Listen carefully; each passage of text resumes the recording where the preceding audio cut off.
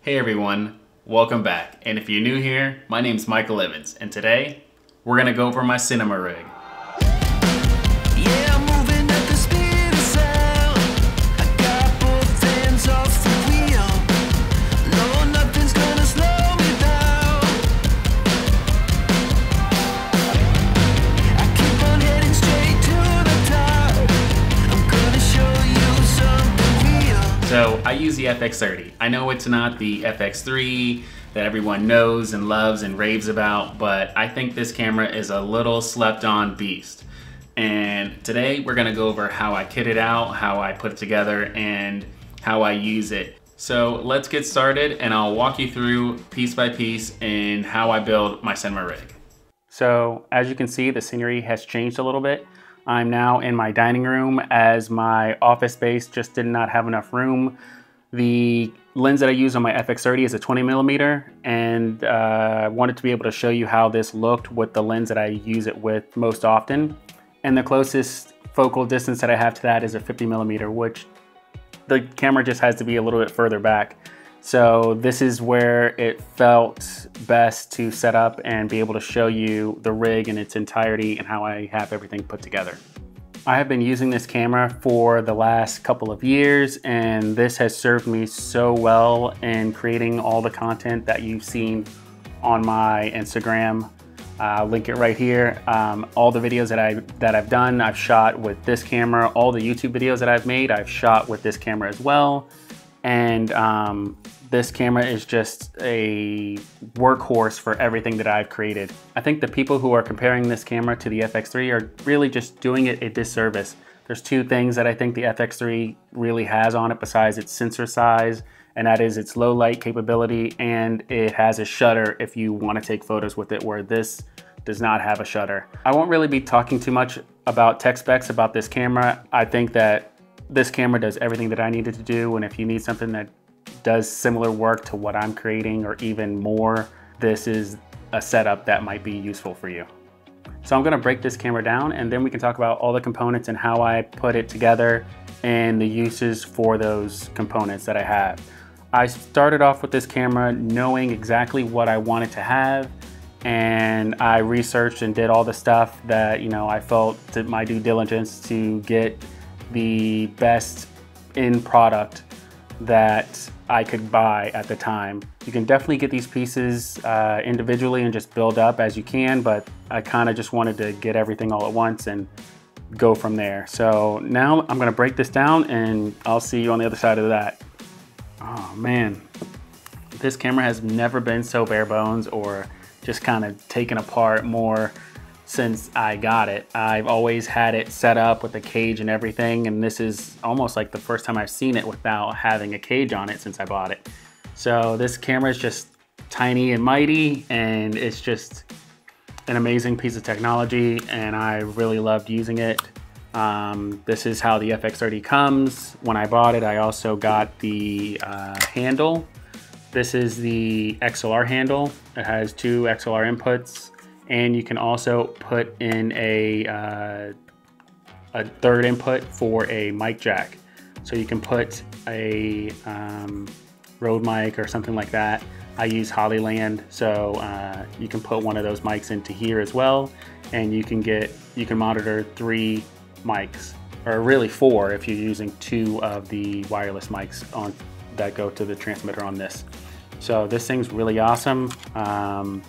The only thing about this is that the handle is just a little too small. It just doesn't feel as substantial as you would like it to. So in order to kind of combat that, you have to get an extender for that. So this is from Tilta. Almost everything that I have is from Tilta. I do have a couple of small rig things. So the first thing I'm gonna do is put this on. This adds so much more substantial like heft to the grip, and it makes it a little more sturdy, just in case, you know, you were kind of feeling like this is a little flimsy. I've heard of people who have broken this top portion, so this really protects that. It has a little piece on the top right here that covers this as well, so it kind of just keeps that in. So I'm gonna put this together. So there's a screw in the back right here. It screws into the back, and then there's 2 on the top to make sure that this is as secure as possible. So there we go, now that's set up. And I can connect this to the top of the camera. It feels really good. But the next thing that really just adds a little bit more security, a lot more versatility, and everything like that is a cage. So let me put the cage on here.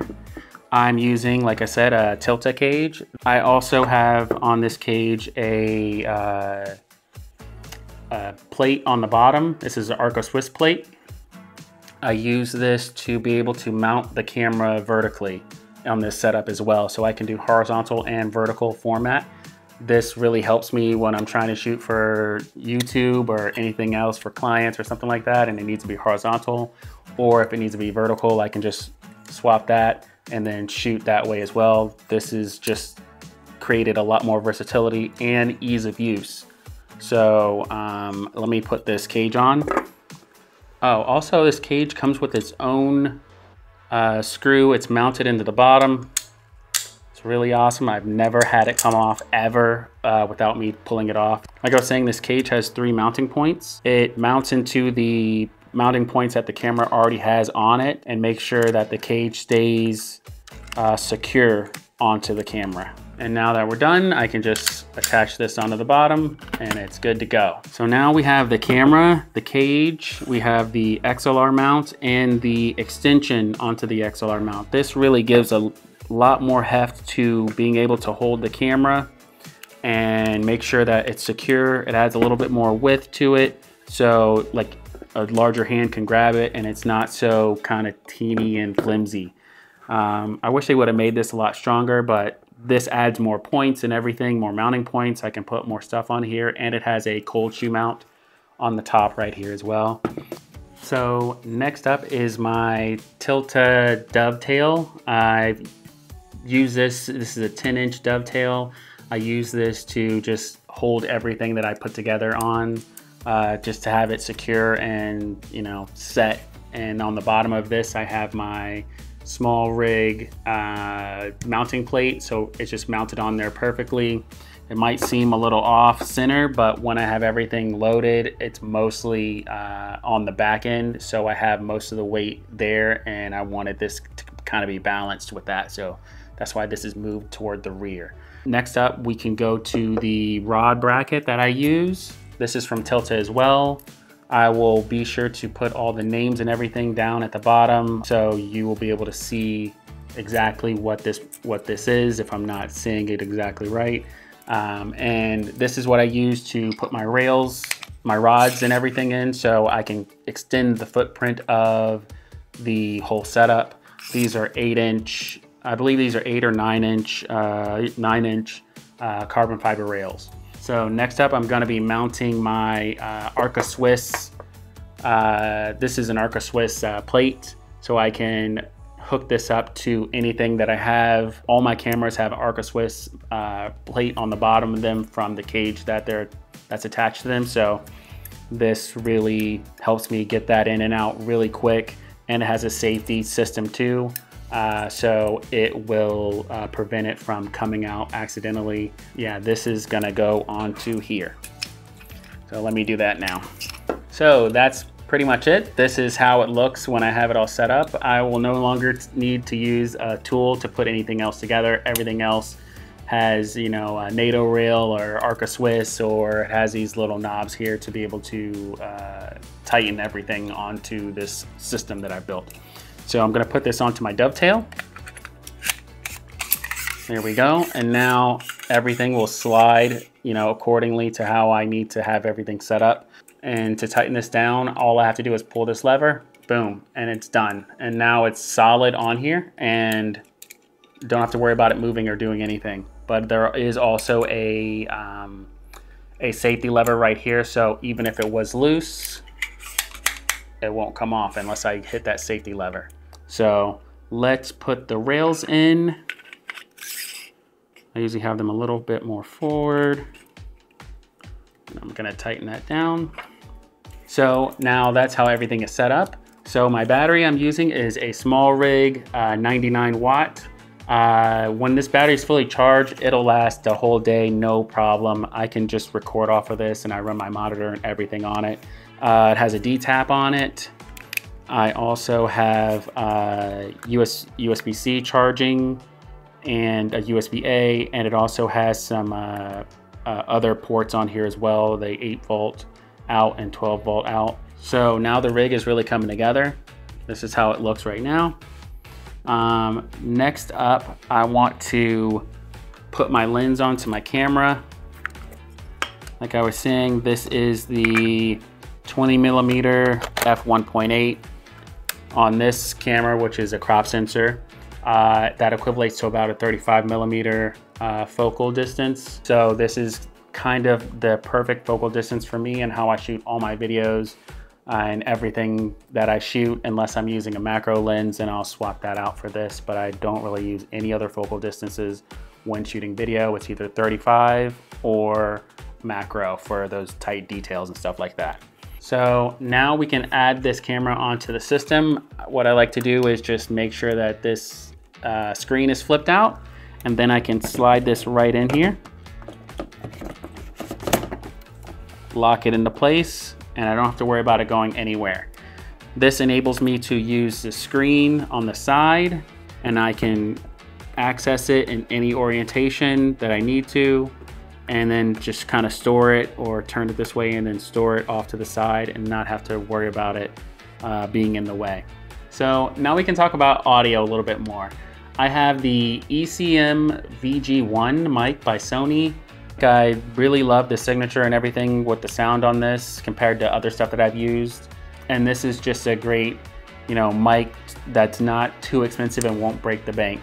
So I'm gonna get this set up on here and secure that at the bottom right there. Now we have video and audio running perfectly. The next thing that we need to have is some video monitoring capabilities. So I use the Hollyland. This is a monitor and a transmitter and receiver built into one. It's a little bit more chunky than other monitors, and it doesn't offer recording directly on it, but I don't necessarily need that for my use cases. This is just a really great asset to have, just to be able to get a bigger screen of what you're doing. What I use to connect the monitor to my cage is this Tilta ball joint attachment that I have.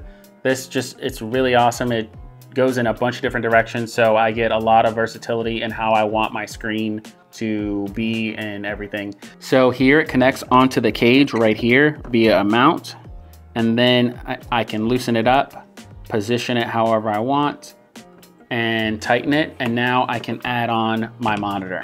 So now my monitor is mounted, and I can position this in a way that best serves the use case that I need. Next up, we're gonna run power to the monitor and run the HDMI cable into the camera.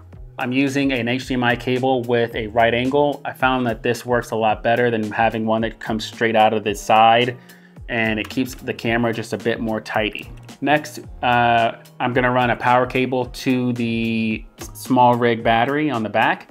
I do run the NP batteries on the back of the monitor sometimes, but when I run the full rig, I will use this D-tap battery, this D-tap cable.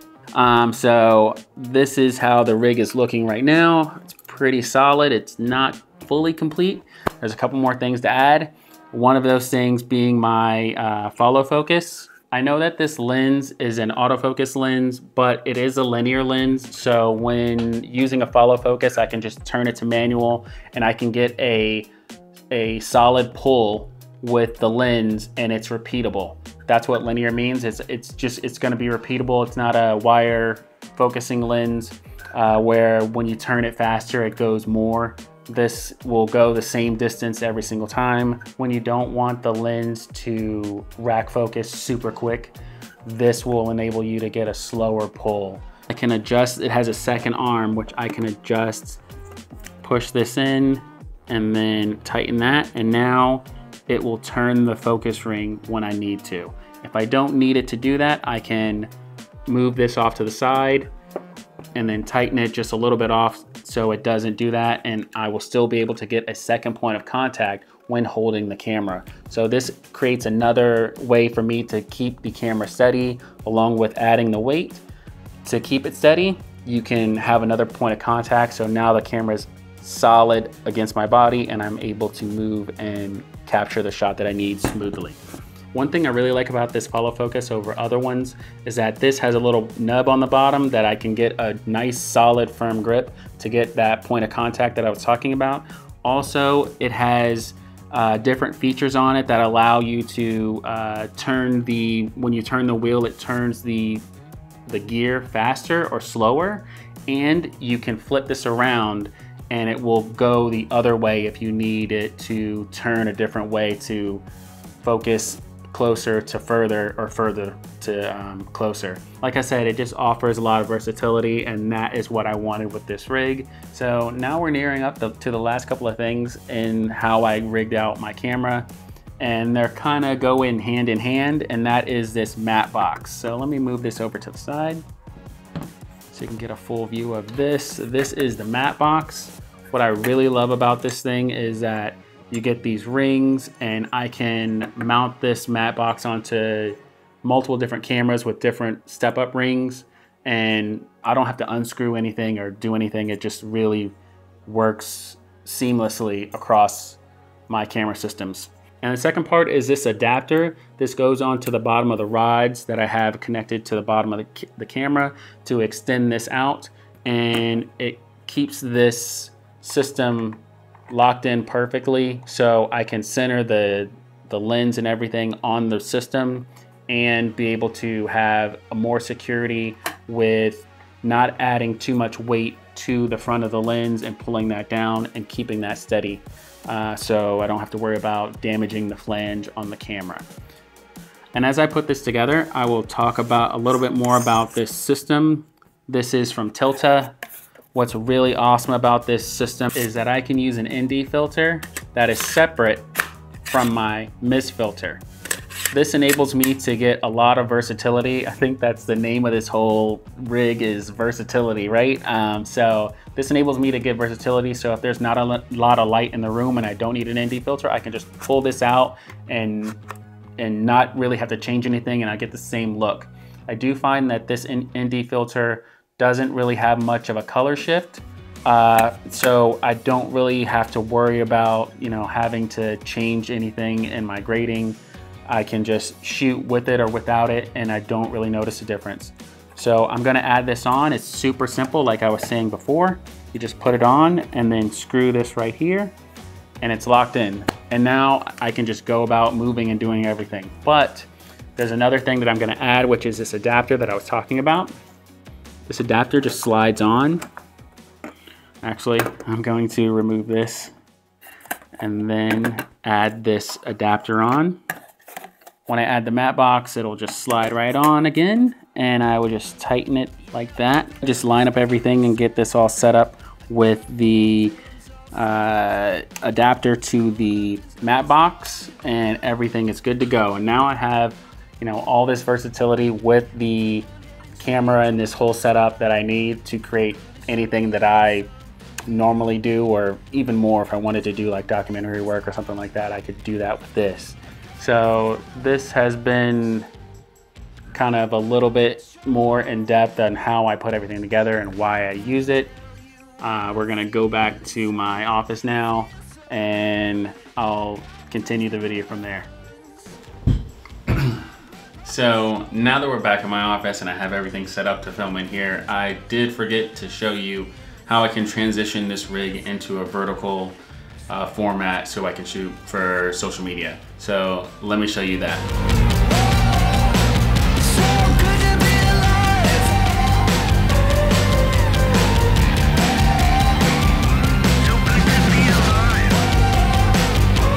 It really easy to use this camera in horizontal or vertical format with the way that I've set up this rig, and I'm really happy with how versatile that this has been for me. Also, I wanted to show you how I use this rig typically when I'm shooting videos like this. I don't need all the bells and whistles and the extra battery and all of that when I'm shooting content in my office. So this is what that looks like. Well, that's pretty much it. I appreciate you all watching the video this far, if you made it this far. And if you would be so kind, please like and subscribe, as it helps a ton. And let me know, did you find anything interesting? Is there anything that you'd like me to expand a little bit more on, or any questions that you may have? Please leave a comment below and let's have a conversation about it. And I will catch you guys in the next one. See ya.